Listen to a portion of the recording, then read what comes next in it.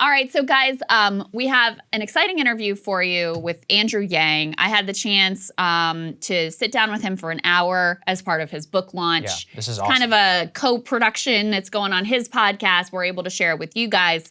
And we had talked to you earlier about the fact that he's planning on launching a third party, and the thing he really wants to focus in on are ranked choice voting and open primaries. And you guys know when we talked about it here, I was a little skeptical of that plan. Right. And so I had a chance to kind of press him on what his thinking is and why you're making this tactical decision, and why not do this through the Democratic Party, or why not start a nonprofit? Why are you going the third party route when we just know how high the deck is stacked against third-party efforts, even ones that have great policies, great people involved in all of that. So we get into all of that. I felt like I came away with a much better understanding of what he's up to and what his plans are. I think it's actually really interesting. I hope you guys enjoy it. It's a long interview, hour long, and we get into his mayoral race, his presidential campaign, anecdotes, his treatment by the media, all of that stuff in this hour. So here it is. Hope you enjoy it. That's right.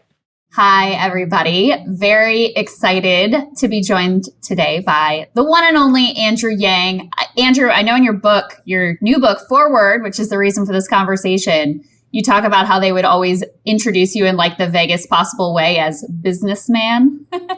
Good old businessman, Andrew Yang. Yeah. Businessman, like billionaire.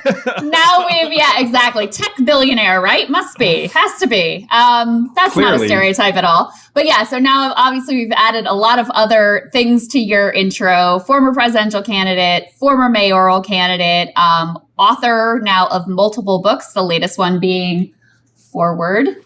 Notes I have a copy too. Oh, and look at this. The future of our democracy. On the back, what does it say? Crystal ball.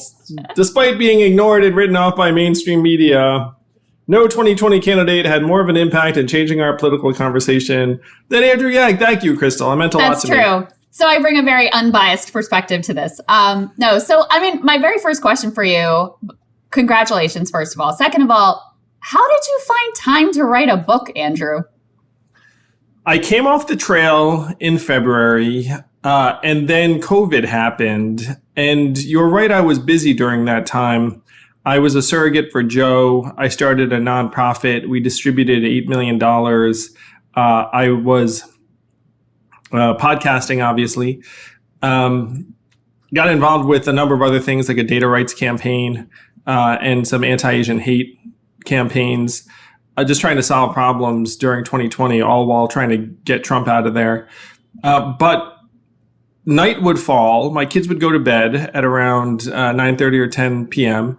And then I would write until 1 a.m. is the way it would go. It was like 10 to 1 were my writing hours, Krystal. And then I'd get up, a little bit sluggish, a little bit late. But I tried to make the most of last year because coming off the presidential trail, I knew that there were some experiences I really wanted to capture and document, and I wanted to get them while they were fresh. So I got to writing really in March, and I wrote if not every day, certainly every week through the entirety of last year. I have to think also, I did not run for president, but I did run for Congress. And so I have just the tiniest taste of what it's like after that campaign ends, and the sort of like the adrenaline of that and the emotional roller coaster of that and these incredible highs and lows that you're experiencing on a daily basis. When that all goes away, it also seems to me like this was probably a really good way for you to kind of like work through what that experience was all about, and also just to keep yourself on track and super busy. Your schedule is already packed, but you decided to pack it in even more. Yeah, it was very useful processing and reflecting, and it was a whirlwind on the presidential trail. I did very little reflecting when I was running, that's for sure. It was just, okay, what needs to happen right now? Where are we going? What's the media appearance? What's the event? What's the rally? And then when the campaign ended, I was wiped out, frankly. But I also felt this real obligation to try to keep the movement going and growing because I felt so indebted to the people that had supported me. And when I suspended my campaign, a lot of people were very upset. And that hurts too, because you see all these messages and you're getting all these messages. And so I wanted to make good on what I felt like was the promise of the campaign. Certainly, I'm really proud that it felt like we really advanced the cause of cash relief, where when the $1,200 checks first started going out, I got dozens of press requests being like, do you feel like you've been proven right? And I always tried to say that it's really all thanks to the Yang Gang and the folks who supported us. But I heard from dozens of members of Congress who said to me that they thought that our campaign was the reason why cash was front and center. They said that without us, it might not have been as ready a solution. I don't think there's any doubt about that. I also don't think there's any doubt that of the various stimulus measures that were taken during the pandemic, direct cash aid was the most effective. It certainly seems like the research bears that out. It also was the thing that our government was most able to handle. Didn't create a lot of needless, like right now we had this eviction moratorium. There was aid passed to help renters be able to stay in their homes, to help make sure that, small landlords were kept whole as well in the process. And such a tiny sliver of that went out because it fell to state and local governments. There were a million hoops for renters to be able to jump through to get that aid.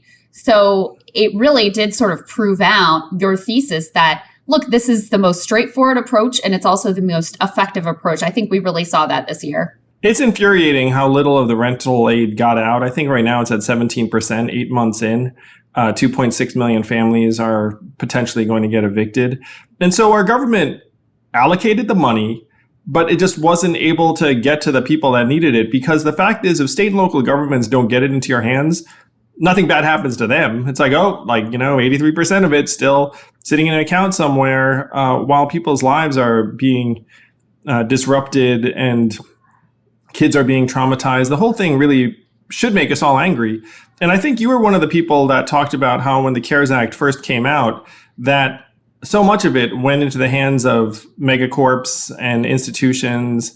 And I think the numbers I saw said that less than 18% of it actually went to people and families, which is a recurring theme.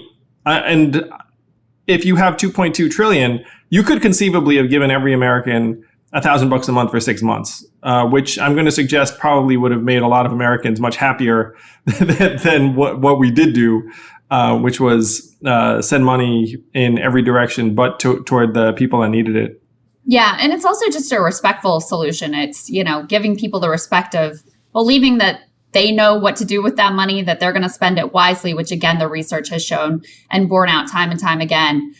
There are a million things I want to get to with you. I have so many questions for you. But we'll be here all night, Krystal. I want to start the first 3-hour podcast. There you go.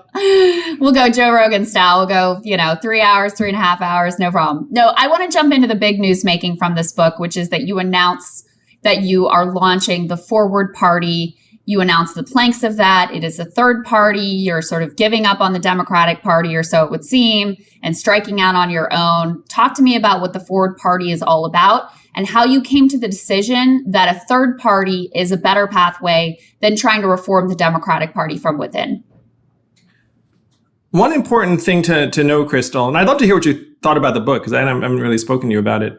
But I wrote this book in 2020, late at night, like reflecting on my journey and what I had experienced and what I thought the real problems were. And in that process, I learned a lot, and I read books by Jonathan Haidt and Lawrence Lessig and Ezra Klein and Catherine Gale and Michael Porter and all these other books, because I was trying to put my finger on something that had been nagging at me through the process. And right now we're being set up to fail, truly. There are different people who are listening to this who have different feelings about the Democratic Party and its efficacy.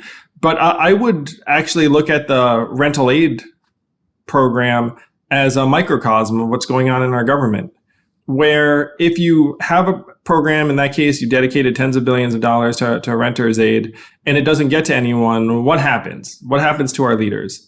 Absolutely nothing. What happens to the bureaucrats who are meant to administer the program? Absolutely nothing. Nothing happens. The connection between us and our representatives is not what we want it to be and not what most of us believe it to be.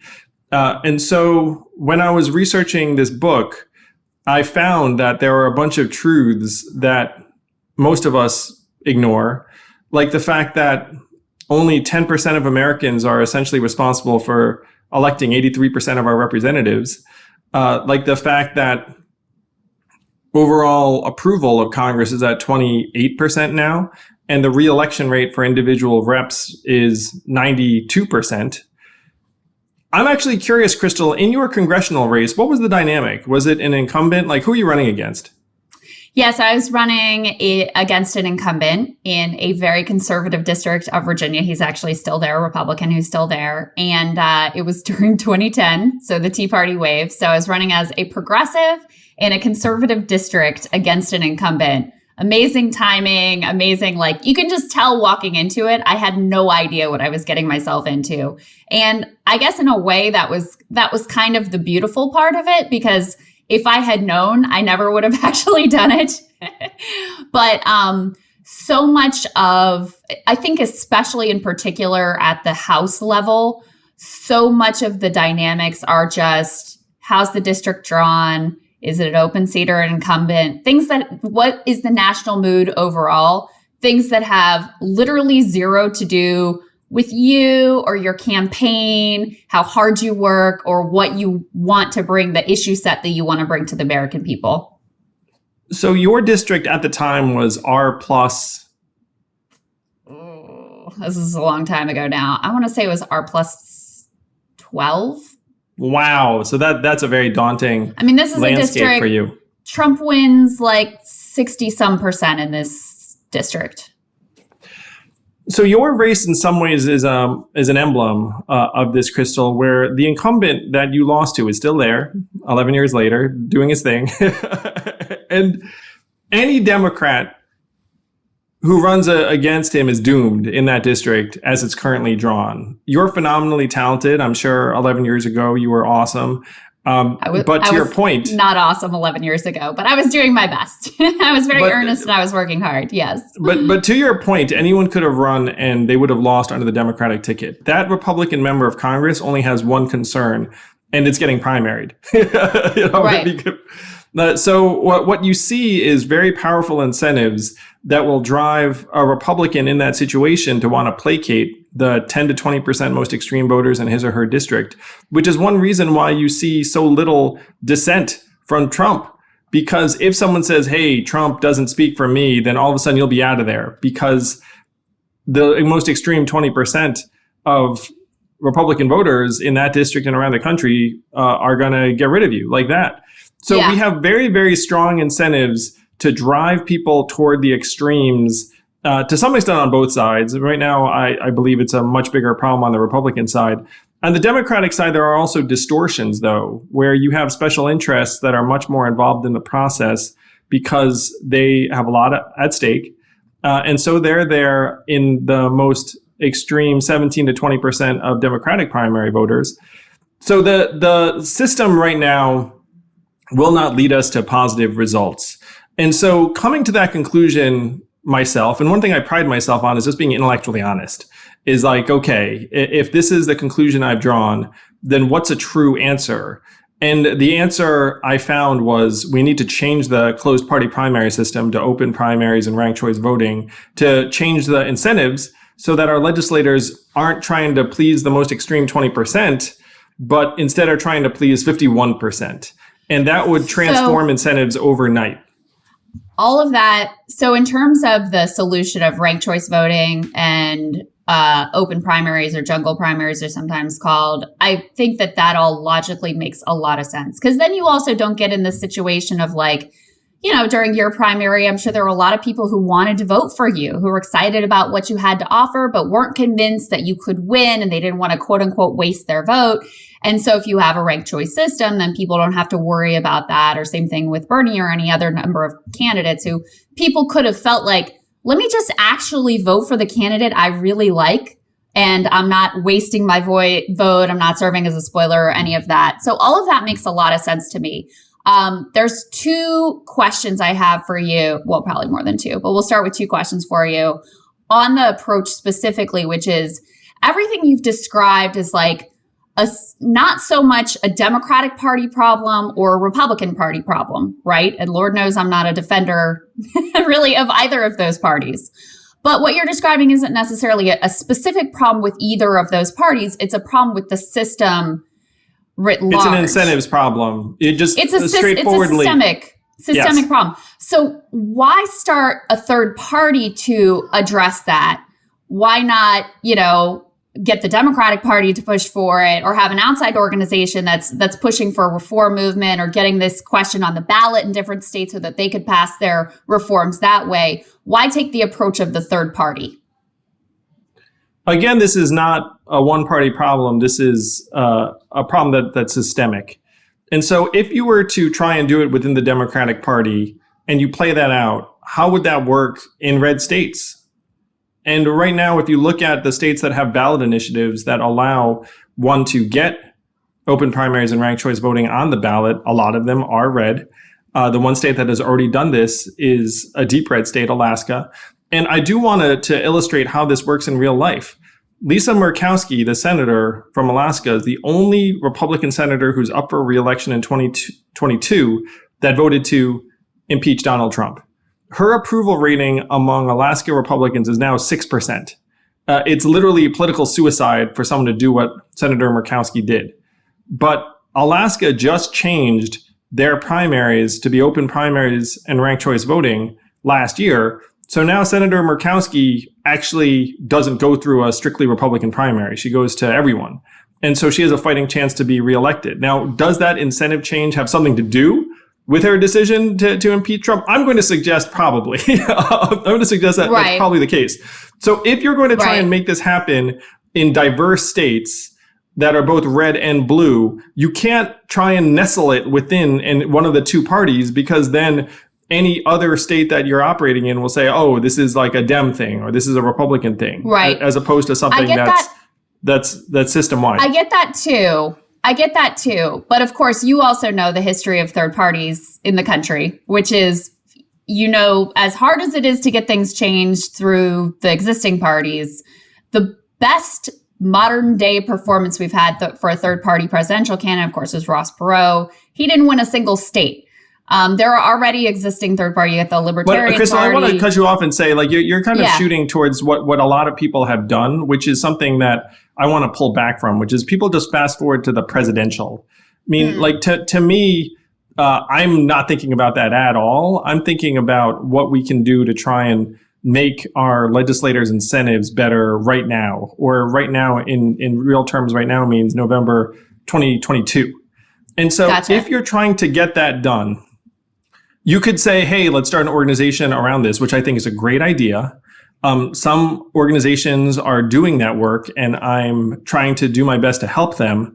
But if you're going to ignite a true popular movement around this, you need to raise something of like a flag to join, and so that's why I believe that you need this popular movement that, by the way, is inclusive of registered Democrats. You do not need to change your party registration to sign up with a forward party.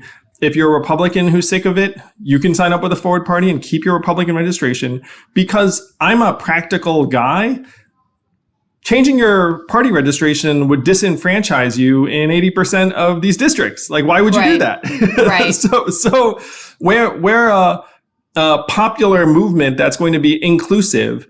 But I think a lot of people that are most excited about this are people that think that the party system is broken.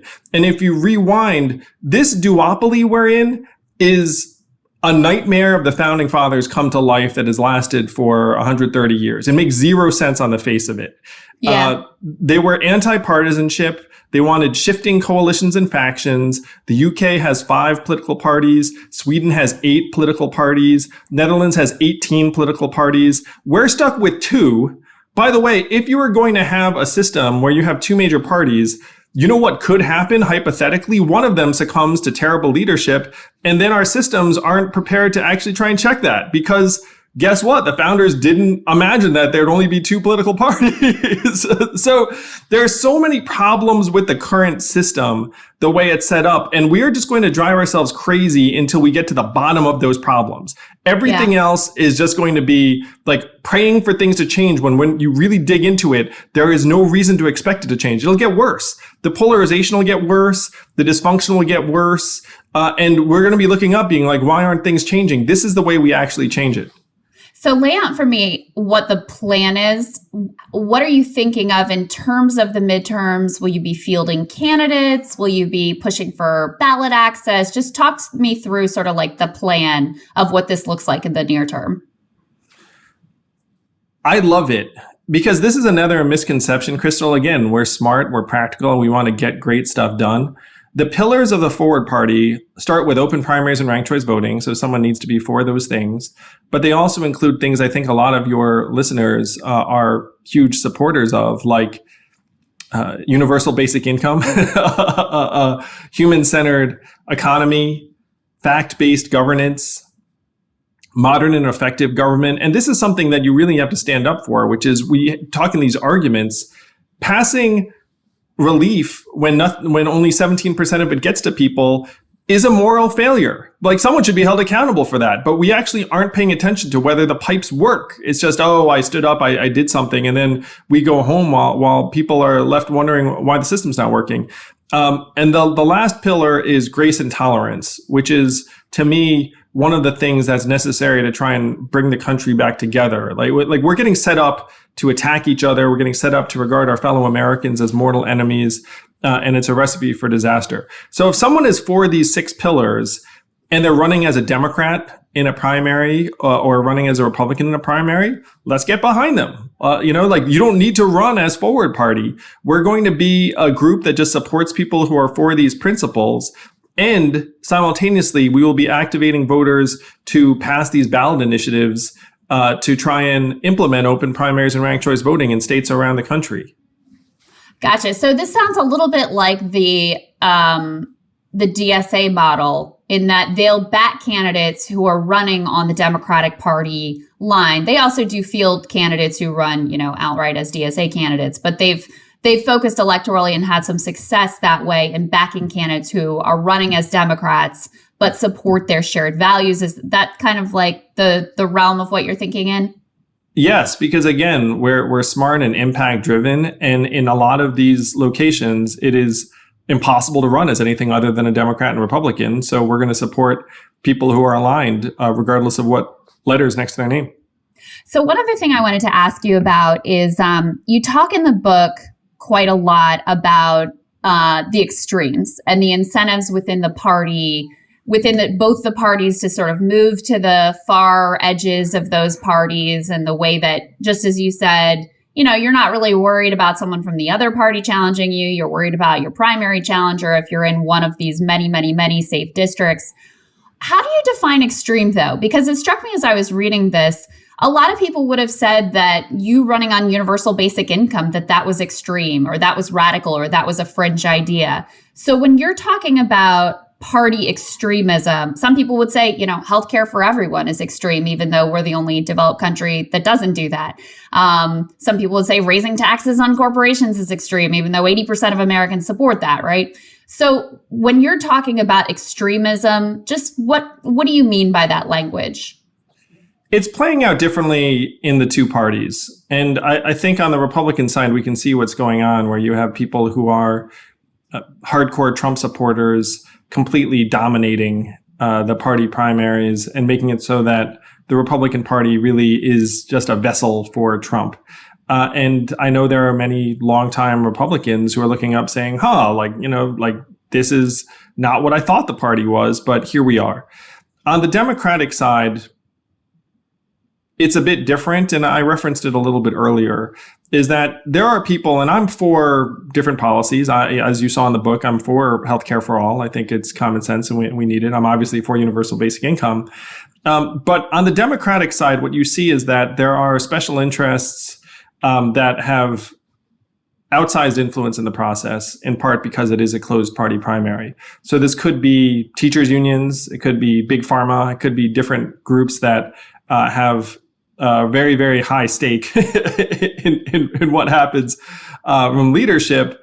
And there is some ideological shift too that happens on that side, but I think the different influences the parties struggle with are different. I'm going to suggest that regardless, having to appeal to 51% of voters would be an improvement, regardless of which party you're talking about.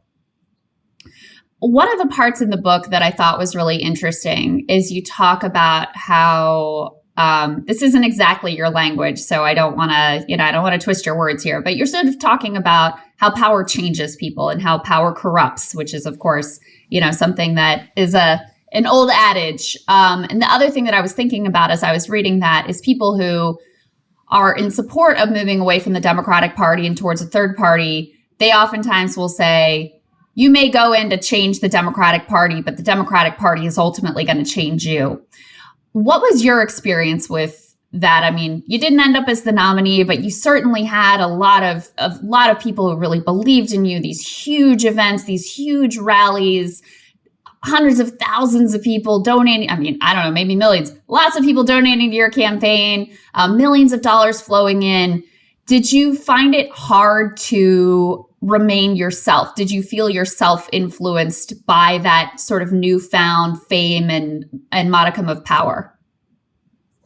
I do write a chapter about this, but I think the biggest problem is when someone shows up in DC. And even if you're raring to go and you want to change things, you're looking at a seniority system and people who've been there for 20, 25, 30 years who are in power. And so the natural approach you're going to end up with is to bide your time and to be there for a while and say, it'll be my time eventually. For me personally, I'm kind of an odd duck, Krystal. I don't know. Running for president was like an act of activism on my part. I thought I could help educate us about what's going on with our economy and accelerate the adoption of universal basic income and the end of poverty in our time. And strangely enough, I never expected to get recognized on the street. In a way, it didn't make any sense. And I think part of it has to do with being an Asian guy, where I joke in the book that Asian guys feel like we have like an invisibility cloak, where if we just don't try to draw attention to ourselves, that people will just totally ignore us. And so even now, I don't. Oh, I mean, I could make a joke now. It's like I'm not very popular because I don't run anything, which is pretty accurate. but certainly. And you might have had this experience lately, because I know in some ways your popularity has been growing very quickly. Getting recognized in public is a trip. Like that's weird. But what's funny, Krystal, is that even though it's happened to me over and over again, I still act like it's the first time when it happens. When it's like, what, do you want a picture? Sure. I do think the problem is if someone winds up in DC and is there for years, it will distort you over time, even if you entered with the best of intentions. It's one reason why I'm for 18-year term limits in each house of Congress. We have to try and do something about this gerontocracy. It is not good for the country to have 75, 80, octogenarians running things, especially if you believe, as I do, that technology is one of the major forces in American life that we have to try to address the excesses of, because our leaders don't understand technology natively, especially if they got there 30 years ago. What has been the response from the Democratic Party establishment? I mean, you endorsed Joe Biden, you went and campaigned for him, you went and campaigned very hard in Georgia, you ran for mayor of New York as a Democrat, something else I want to get to and ask you more about. So they've definitely assumed you're fully in their camp, you got their back, you're on their side. Have you gotten much of a response from them? Have they been surprised? Have they been disappointed? Have they been supportive from some of those folks who are in the sort of upper echelons of the Democratic Party? I've gotten various text messages from members of Congress. They've been inquisitive, would be, I suppose, the word I'd use. But the people who are texting me know what motivates me, know what's in my heart. I'm just trying to do the best I can. I think that there's some curiosity around it for sure. And, I think also that people in the press have been sensationalizing it in a particular way. Hopefully even this conversation will make people feel like, oh, okay, like I see where he's going and this makes sense. I mean, we need a popular movement to address the structural incentive problems in our system, or else we're going to just drive ourselves crazy. And the craziness is going to result in political violence. It's going to result in a recurrence of, some unthinkable things that we've seen over the last number of months. I want to be the leader of the anti-polarization movement, the Forward Party. And so I think a lot of Democrats right now are kind of waiting and seeing how it plays out. But I have gotten messages, some of them, are from friends, and they say, one of them said, like, look, I'm really sorry to see you go. But that they believe that I'll be back in some form, in the sense, not rejoining the Democratic Party necessarily, but that I'll see them, because people that are trying to make positive things happen just end up around each other a lot. Would you ever run for president again as a Democrat? Right now, I'm focused on getting the Forward Party up and running to a point where we're excited about candidates in 22 and these ballot initiatives. I'm just going to try my best to maximize my own impact in the time we have, Krystal. Like, we don't have unlimited time. I mean, our democracy is disintegrating. We have to take it very, very seriously and try and bust ass as quickly as we can.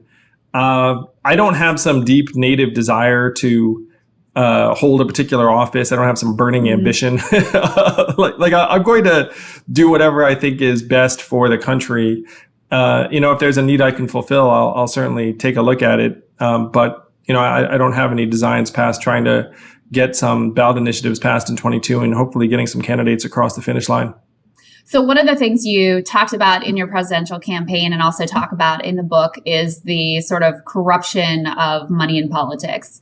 Both when you're running for office and you're having to solicit all these donations, then you get into office and the first thing you got to do is dial for dollars again and go meet with lobbyists and raise money from lobbyists and that whole cycle. Not to mention, and we see this, I would say, with Kyrsten Sinema right now, pushing back against the reconciliation bill at the same time that she's raising money from the very corporate interests that would benefit from that bill being killed. At the same time, you're looking towards, okay, when I get out of Congress, then I'm going to get a cushy gig in the private sector for X and Y and Z companies. So let me make sure I'm happy with them. They're happy with me while I'm here in the people's house. So you talk about that rot and that corruption and how corrosive it is and how it messes up the incentives of people who may be genuinely good people who want to serve and end up not doing what they set out to do once they get to Washington. How will you protect the Forward Party to make sure that it's not subject to that same sort of corrosive impact of money in politics? I got asked this the other day, Krystal, and my immediate response was, who on earth would donate to the Forward Party because we don't run anything? You know what I mean? Like, if you're a big corporate, it's like, let me get behind the Forward Party because they're really going to lower my taxes. The only people who would donate to Forward are people that want to see our democracy actually live up to that name, that they want a system that will have our legislators answer to a majority of us instead of the most ideological minority. Now, if we're running the show, then I would love to have another conversation with you about how we're going to make sure the Forward Party doesn't get overrun by corporate donors, because we're looking at innovative ways to do that. But right now, I mean, it really is sort of funny in the sense that no one rational would donate to the Forward Party for self-serving reasons, because it just wouldn't make any sense. I think you sell yourself a little short there, though, because, you're a very influential person and you have a big following. So it's not crazy to me to imagine that there would be people or interests who would love to have access to that. I mean, for some of these people, to throw you $100,000 or whatever, it's nothing to them. Why not place a bet on this thing, even if it is a long shot chance? Well, if they do that and it pays off, then we'd be happy to publicly disclose all the people that have donated to us, and then we can have a conversation as to what the future holds. But I would have to say it would take a real visionary with a very long time horizon to do it for bad reasons. Maybe I am selling myself short, Krystal. Maybe I'm cool enough where people just throw money at it to hang out with me. Everybody's cool enough to be subject to these influence. I mean, as you point out, a lot of this isn't about.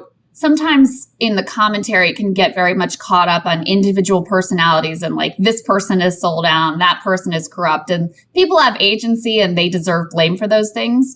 But we're all human and like we're all subject to these sort of corrosive influences. I see it in my own work. One of the things that we tried to do with our business model is protect ourselves from being too driven by the YouTube algorithm or by what's going to be monetized or not by YouTube, because look, I know I'm a human being. I know when I was at MSNBC and they told me, hey, next time you say something mean about Hillary Clinton, you got to run it by us. I know that impacted the way that I covered her. So I have a lot of humility. I know you do too, about how we're all subject to these influences, even when we have the best of intentions. I'm with you for sure. And I think that's the big lesson about our current system, Krystal. It's one reason why, again, we're all pulling our hair out, wondering why it's not getting any better. The system is fundamentally corruptive. And then what we're doing is we're pretending that certain people are good and not corrupt, and those people are corrupt. And then someone's like, oh, that person's a hypocrite. The system is dirty. The system is making it so that a reasonable person can enter and then try their best out, try their heart out, but they'll be there grinding and dialing for dollars. Someone that gives to them is going to represent some corporate interest. That's the way our system is designed. And the best thing we can do right now is to try and clean up our system so that it actually is more responsive to popular will. And this is the best way to do so. So I'm with you 100%. I think it was a quote from Ezra Klein in his book that I quote in my book, that corruptive systems overcome good individuals with ease. And that's what we're seeing over and over again. And we're wondering why it's not working. So I wanted to ask you a little bit more about some of the planks, because I think they're really interesting. And you mentioned how grace and tolerance is one of the ones that you find to be sort of most critical and most vital. That's something that really resonates with me, because I do think we have a situation right now where people feel very impotent. They feel like they did the thing they were supposed to do. They voted for the right candidates, or they got out there and organized, or they gave their $10 or whatever. And they're still not able to see that change and that progress that they've been wanting to now for years and years. And so I think a lot of people, not a lot of people, but some people turn that sense of impotence, and the way that they can find power is by, well, let me judge this person. Let me shame this person. Let me call this person out. Let me be full of condemnation, rather than, hey, how do we build solidarity? How do we build a cohesive movement that can actually effectuate change? So talk to me a little bit about, when I see grace and tolerance, that's what I think about. But talk to me about what you think about when you put those two words into your party platform. Well, one thing I think about are my family members who voted for Trump. And I still love them and hold them dear, even though they voted for Trump. To your point, there's so much pain and suffering and rage, and it's manifesting in different ways in different quarters. It's legitimate. It's real. One of the things I want to do is try and channel all of that energy into something that's productive and solutions oriented. That's what the Forward Party hopes to do. But the grace and tolerance I was thinking about really is just to try to embrace our shared humanity and our fallibility, and that and our difference. One of the points I make in the book is that a lot of people's politics are born of circumstances they did not have any control over. And so then despising them for that is not, one, it's not helpful, but it's also not acknowledging their humanity in the same way. I mean, I grew up with people who were,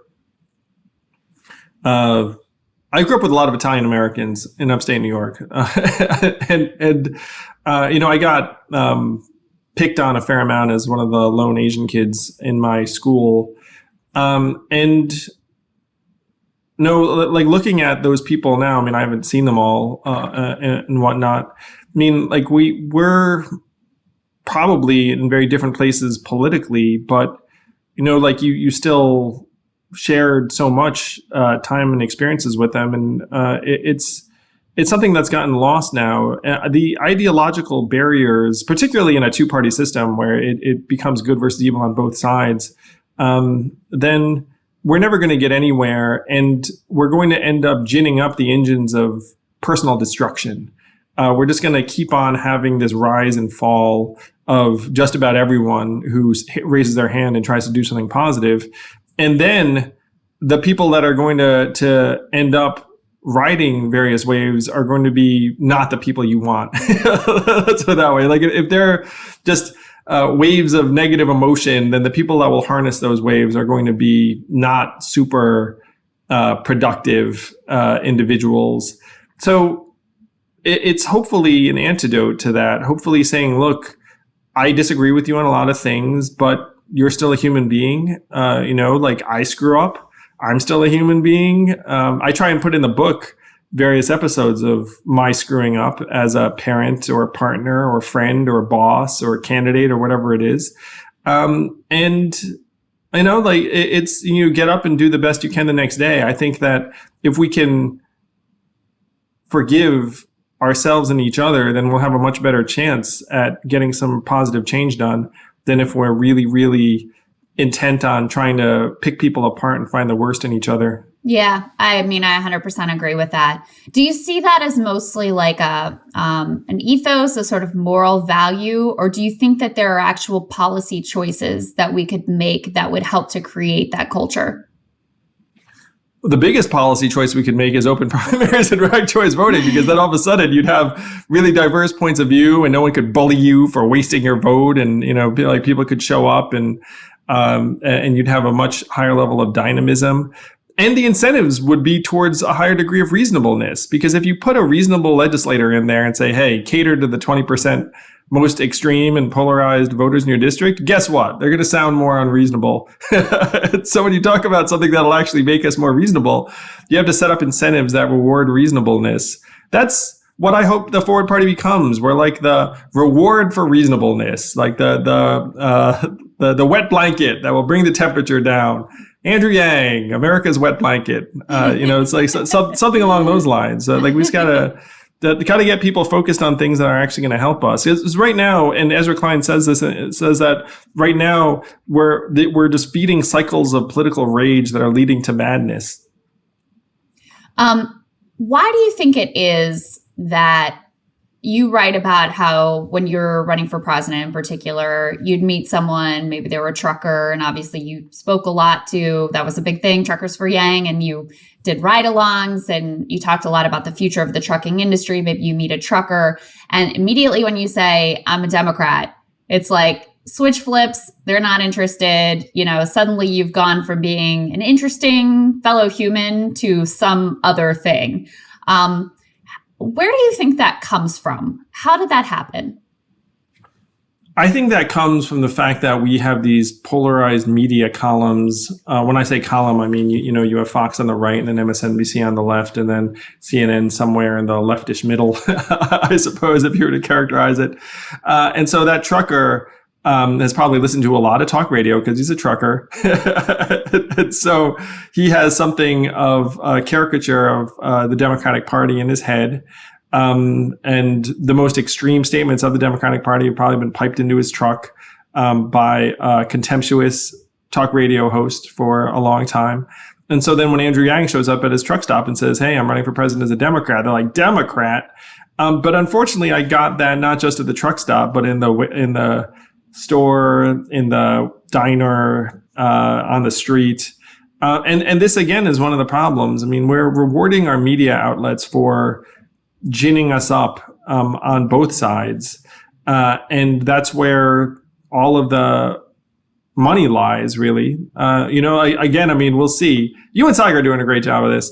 But like, I'm hoping that there's an audience in rationality and reasonableness and solutions. I'm sure I'd make a lousy trucking talk radio host. Maybe they'd be into it. I mean, I shouldn't sell myself short again. But the media incentives end up driving us toward these extremes, Krystal, and I think that's why people react so negatively to each other on both sides. Could you talk a little bit more about the media? Because you also have some great anecdotes in the book about, I'd love if you tell people the wingding episode, and I'll just set it up for folks a little bit. So you go to Iowa, you get invited, it's early in the campaign, you're going to this big Democratic Party function called the wingding. It's you, John Delaney, Tim Ryan, and Michael Avenatti. And I'll let you take it from there, but I think this episode sort of sums up what political coverage and political quote unquote journalism actually is. Yeah, so I feel a lot of pressure because this is like my first big political speech, and there are like 1,000 Iowans there, and I'm like, oh my gosh, I have to knock this out of the park. So John Delaney speaks, Tim Ryan speaks, I speak, and then Michael Avenatti speaks. And I thought he was awful. Like, he was just reading, and he went over long, and it was boring, and I was like, this is terrible. And then he comes off of the stage, and he's surrounded by a dozen political reporters and cameras who are peppering him with various questions. Journalists I did not even know were in the room. And they just followed Michael Avenatti around for a number of minutes and then wrote up articles about how Michael Avenatti excites the Iowans and a bunch of other things. And I was there, and I was like, what the heck just happened? Like, I thought he was terrible. And the write-ups did not mention me or John or Tim for the most part. And so there was this sense, it's like, wow, the story had already been written. Like, they showed up and they were just going to be like, Avenatti excites the Iowans. Right. And the actual Iowans themselves, whether they responded or not, was sort of irrelevant. Yes. And what I think that happened was that they would find, an Iowan or two who would give a positive quote. And by the way, you could have gotten positive quotes about any of us from Iowans, because Iowans are very nice and polite. They are very nice people. Very nice people. They could have been Andrew Yang excites Iowans. Where was that story? But this is like the first major brush. And it's so jarring because obviously Avenatti was a total flim-flam, like con man. And the fact that he was getting elevated that way next to two candidates who'd already declared in me and John. And then Tim was certainly going to declare. But the media was not there for any of us. So what do you think is what's the solution there? Because this is one I struggle with. I mean, obviously I'm trying to offer my own solution just through my show, which I have to say is a little self-serving, but it does give me hope that we have an audience that is truly ideologically diverse, that Sagar and I certainly have different views on things, that people stick with us, our audience sticks with us, even when we say things that they may disagree with at times. Like, that does make me hopeful that there's an appetite for something different. But if the media is such an issue and driving so much sectarianism, which is really what it is, what is the solution for that? Because they're not going to change. They profit off a crisis. They profit off of political violence. They never had higher ratings than they did on January 6th. That was great for business. Trump was great for business. So how do you get out of that cycle? Well, I have some ideas in my book, but I'm also a huge fan of Breaking Points and you and Sagar, and I think that you are truly the answer. Not to put pressure on you, but when I say you, I mean truly independent viewpoints that are free of corporate media, that develop followings because people begin to trust you. I have a theory, Krystal, that in the new world, people won't trust institutions so much as they'll trust people. People trust you. People trust Sagar. I hope some of them trust me. And so the goal is then to build a constellation of trusted voices who can be voices of reason and moderation and reasonableness. Even if you have, like you said, I mean, you can have very dramatic policy wishes, but like giving everyone money. I mean, that used to seem very extreme, but that you try and traffic in reality and, let you don't make up your own facts, and you try and treat other people in a certain way, and people grow to trust your viewpoint. Now, the question is, can you and Sagar and some of these other independent voices become true rivals to the media networks? I believe you can, truly. And I'd like to be a part of that. I have some ideas on the cable news front. I suggest in the book that we should bring back the fairness doctrine, which existed until the Reagan years, that just said if you present one side of a point of view, then you should present the other two. Not 50-50, but just like have some moderation. And the FCC used to have authority over that. And then they got rid of that. And then lo and behold, Fox and MSNBC came up very shortly thereafter. That's actually, of course, during the Reagan years is when we totally took the brakes off, and Clinton continued it too, by the way, and went to this model of wildly unfettered capitalism where, the only value that we're really leaning into is the value of money, the value of profit margins. What you call for in the Forward Party is what you call human-centered capitalism.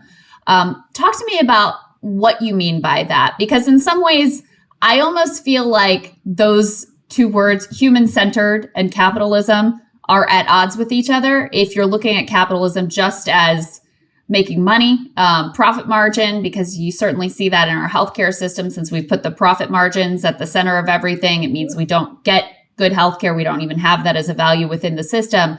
So talk to me about what you mean by that phrase. What I mean is an economy where we're actually measuring ourselves as the unit of progress, like our quality of life, our physical health, our mental health, our education rates, our clean air and clean water. We should be reporting on those numbers much more diligently than stock market prices or GDP growth or headline unemployment. And if you looked at those numbers, you would see that we're at 28th in the world in public education, clean air and clean water, infant mortality, all these basics. And we shouldn't accept that.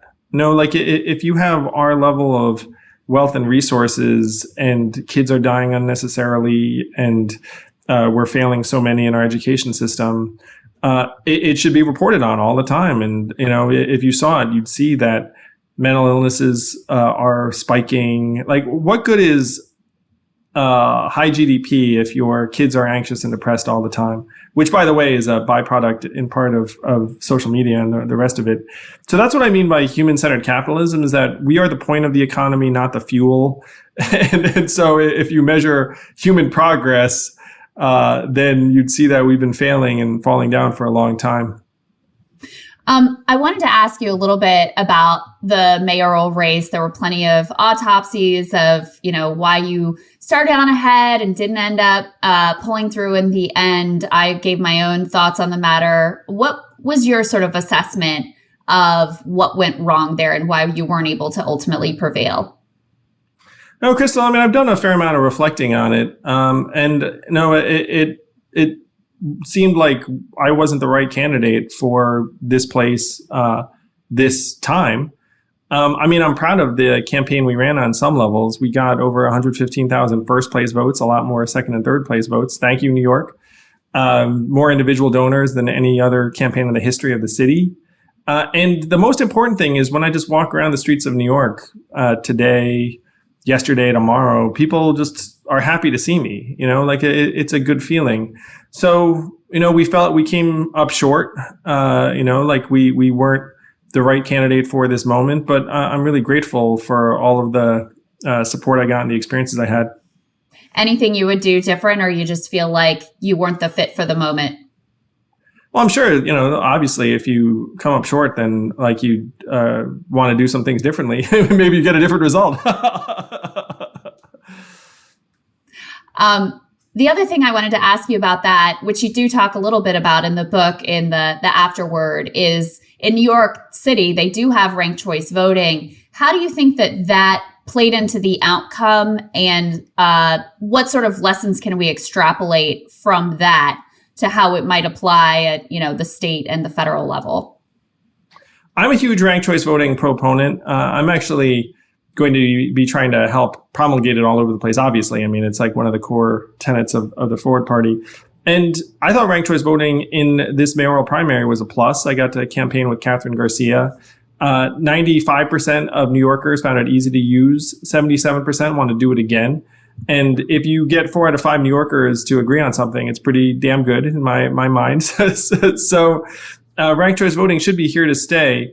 There is a distinction, though, between ranked choice voting in a primary, which is what we had in New York, and an open primary with ranked choice voting, because you did shut out a lot of independents and Republicans. I had a lot of people come up to me on the street and say, hey, I want to vote for you.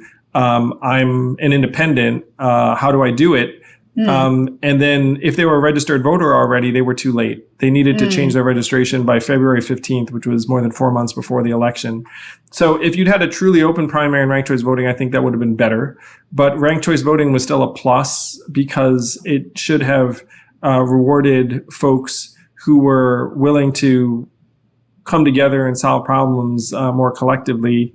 And I was excited to try and give Catherine a boost down the stretch. She was obviously my second choice for mayor after myself. Yeah, and she almost made it in there. Almost did it. That would have been a great testimonial. That was that was happening. I was like, that was wild to watch that all unfold. Andrew, are you optimistic? Because I have to say, as someone who covers the news every day and, watches some of the same failures that you chronicle in your book, the same incentives, the same disappointments. Right now, as we're recording this, the fate of the entire Biden agenda looks like it may well crumble, even though pieces of it have 80 and 90% support.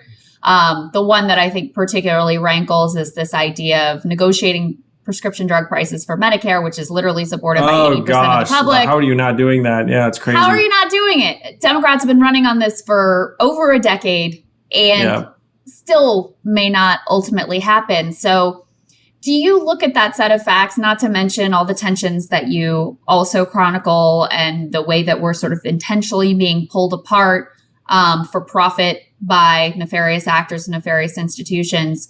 Are you able to look at that and still feel hopeful and optimistic?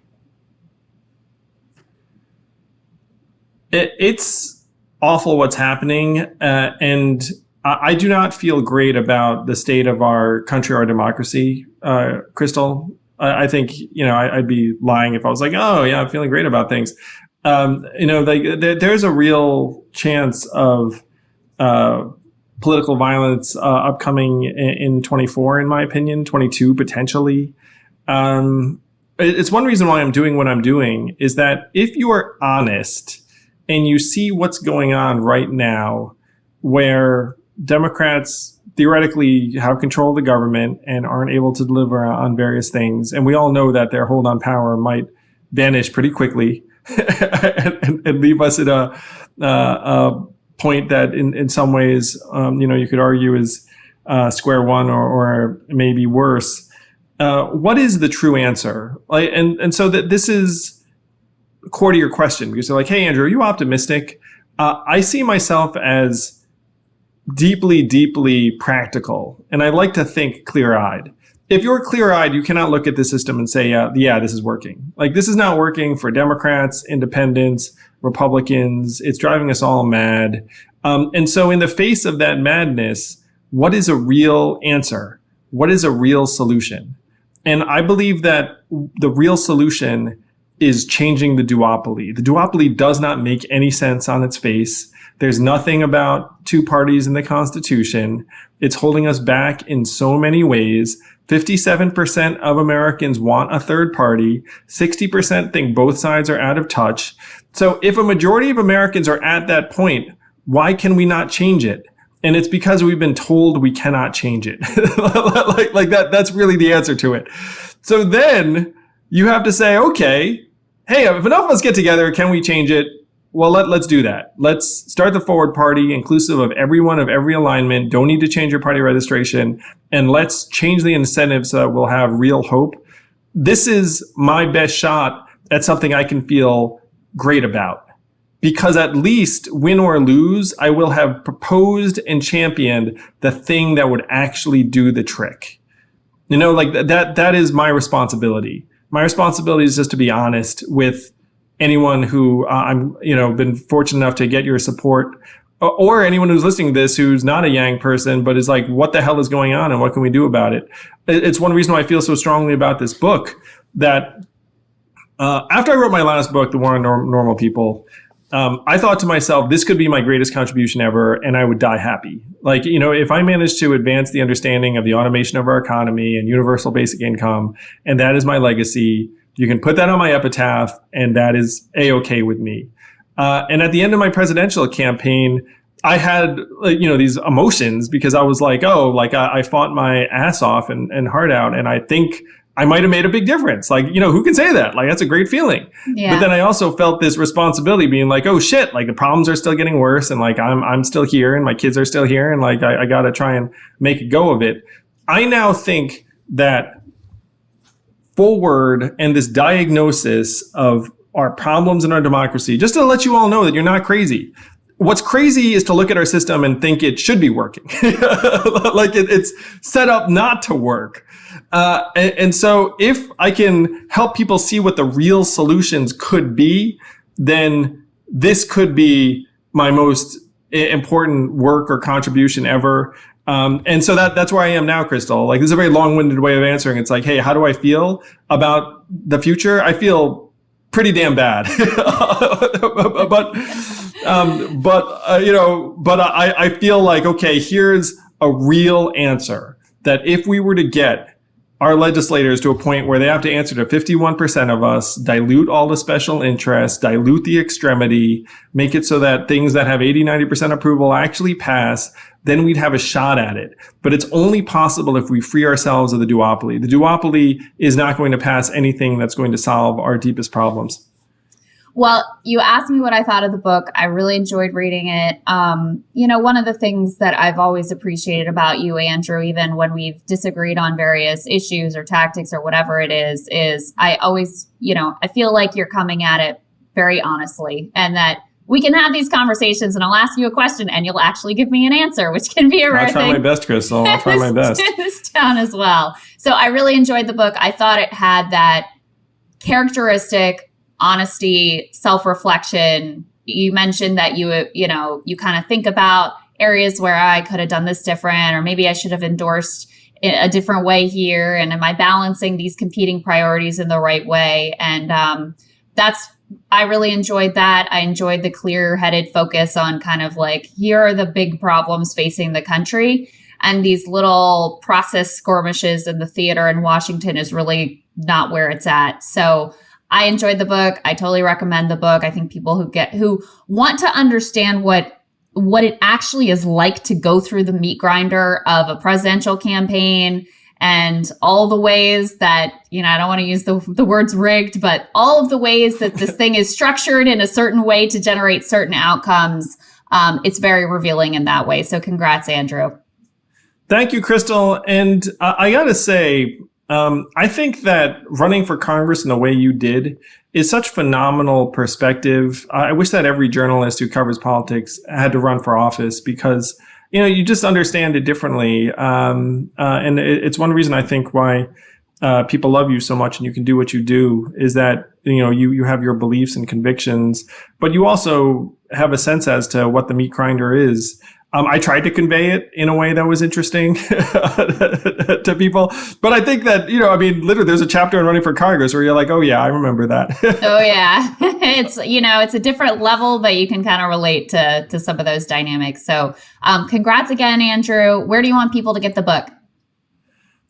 If you go to andrewyang.com, there's a pre-order link there. There's also a book tour. I'm heading to 10 cities around the country. If you want to have a fun night or afternoon, you get a book, I'll sign it, and then we're going to have an hour-long or so conversation about the future of the country.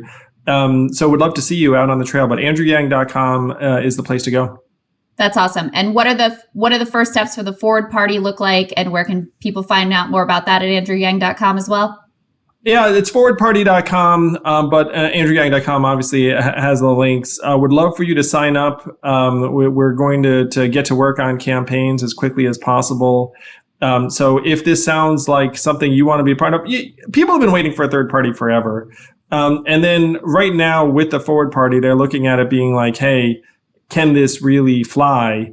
If enough of us get together, we can make it fly very, very high. So go to forwardparty.com, sign up. buy a t-shirt, like do whatever you want to do to support, but let's fix it. Let's give ourselves a real chance. You very successfully, and I know it wasn't just you, it's the Yang Gang and the pandemic and all sorts of good and bad things, put UBI on the map, direct cash assistance. So if you can make ranked choice voting and open primaries, if you can put that on the map as well, that would be doing an incredible service to absolutely everyone in this country. Thank you, Andrew. Krystal. That's exactly the way I see it. UBI was the what. Open primaries and ranked choice voting is the how. This is the second leg of the journey, and let's do it. Thank you so much, Krystal. There you go. Great to see you, Andrew. Hey guys, thanks so much for watching. That's right. Just as a reminder, you can become a premium subscriber today. Watch the full show completely uncut, our reactions to each other's monologues. You get to listen to it. You get to ask us questions, all that good stuff. Link is right there in the description or at breakingpoints.com. Best of all, great way to say screw you to the mainstream media.